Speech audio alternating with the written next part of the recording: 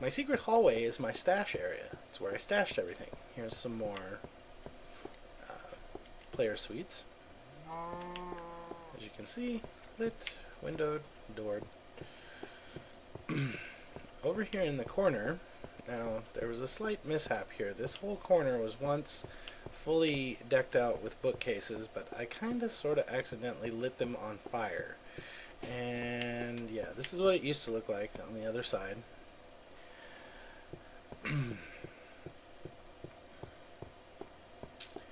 Yeah, oops.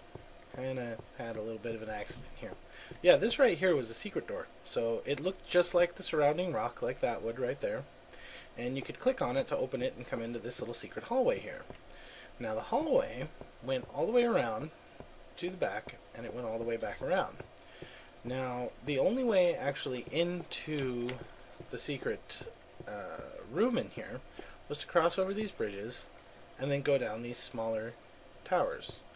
Now this right here, this is an example of one of the waypoints from the Runecraft mod, and this was a teleporter that actually led to a secret beach that I had been constructing at.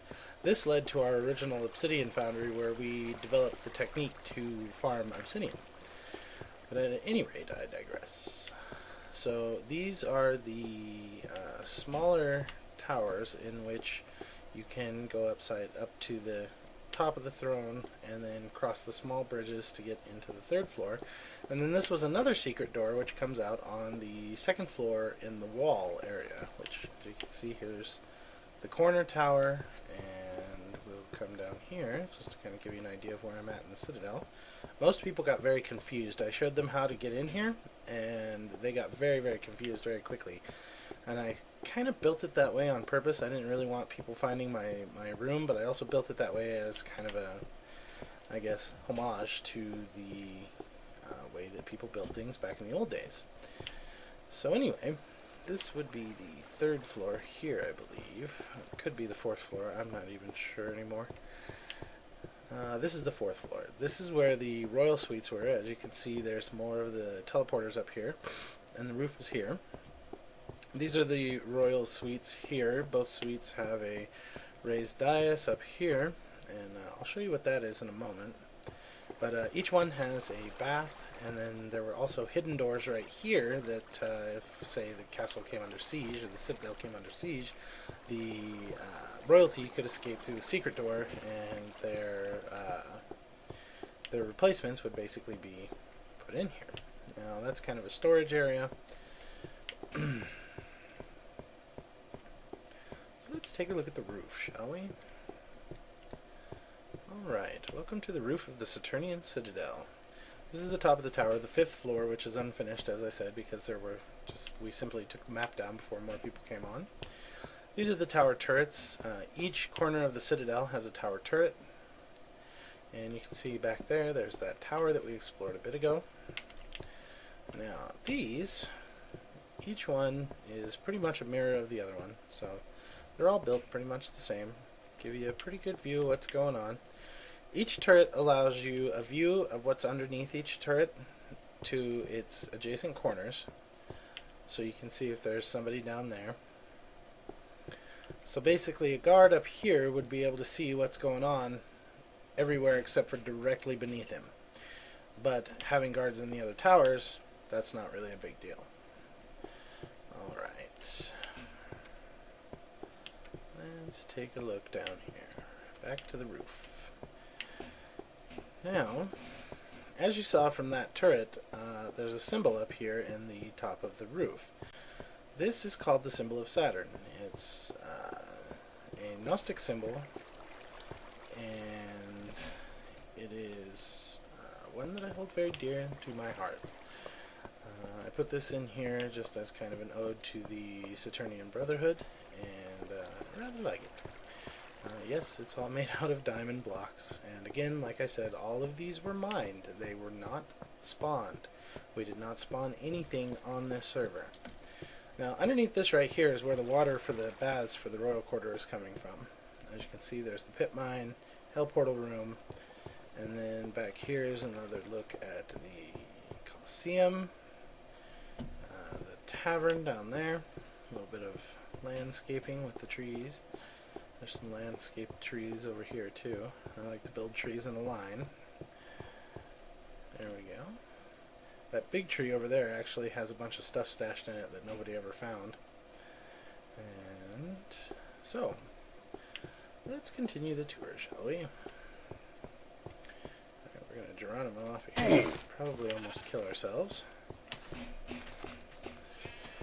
At any rate, after the guy that was running the server put our map up, I realized that just to the south of me was a fairly large beach. So I decided to come down here and build kind of a harbor. So I cut the road all the way down here. Now, mind you, this road goes all the way back to our main settlement. I cut this road myself and laid all the brick for it. The road takes nearly 20 minutes to get all the way back to our main settlement. It's a very long walk out here. Before there were mobs, I just took off in a random direction and walked for 3 or 4 days in game terms, and this was the end result. I found a place I liked, started building there.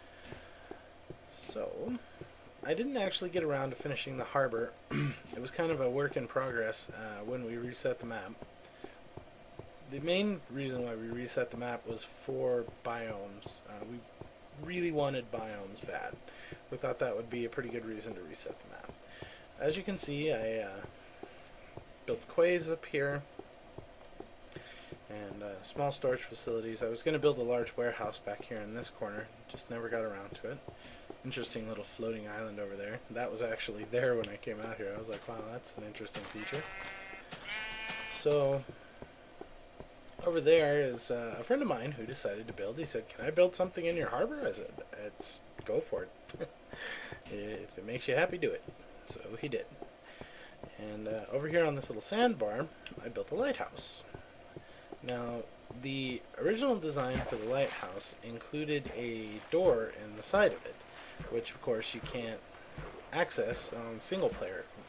Once we closed the map down, the owner of the server hosted the map for us and allowed us to download it so that we could play around on the map in single player. Now this right here used to be a door with that Runecraft mod that I was talking about, and you could climb the internal ladder all the way up to the top. And if you're not careful, you will catch yourself on fire and die. Did that a few times. Yep. But, this is just using the perpetual fire thing, and then once I had the fires burning, I took all the blocks out and then blocked it all in with glass and stone. So anyway, that concludes the tour of the things that I have built that are actually accessible. There's something off out that way, a couple of days walk, but yeah. I'm not exactly sure where it is. Without the Runecraft mod, I'd have no luck of being able to find it again, I'm sure. And anyway, I hope you enjoyed the tour. I hope I didn't bore you. And this is Crass of Nod, signing off. Peace. Is where the throne room was. Now, I have a very sort of dark mentality about these sorts of things, so I mined a lot of obsidian from our obsidian factory one day and put together some large stacks of diamond, gold, a few pieces of steel, and I put together a Saturnian throne room, basically. And I called this the Seat of Gotos. So, down here, as would be appropriate, along these walls we have servants' quarters underneath. Smaller rooms, kind of indicating that they're for sort of support staff, people to service the needs of the citadel. Now the primary way to get upstairs is through this stairwell right here.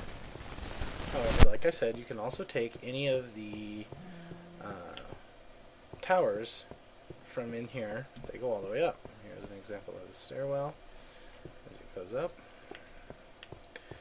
Now this room, I didn't really have much to do. I was going to make a library out of this. However, I decided to put that on the 3rd floor. The reason why I decided to put it on the 3rd floor is, well, first of all, we have suites here that were claimed by players at one point. They had little storage boxes and things like that. My settlement here was the furthest south from the spawn point, so people would come here as a jump-off point to find places to build for themselves. Up here, this is where the library went in. Now the reason why I put the library in up here is because there was actually a hidden door using the Runecraft runes to my secret hallway.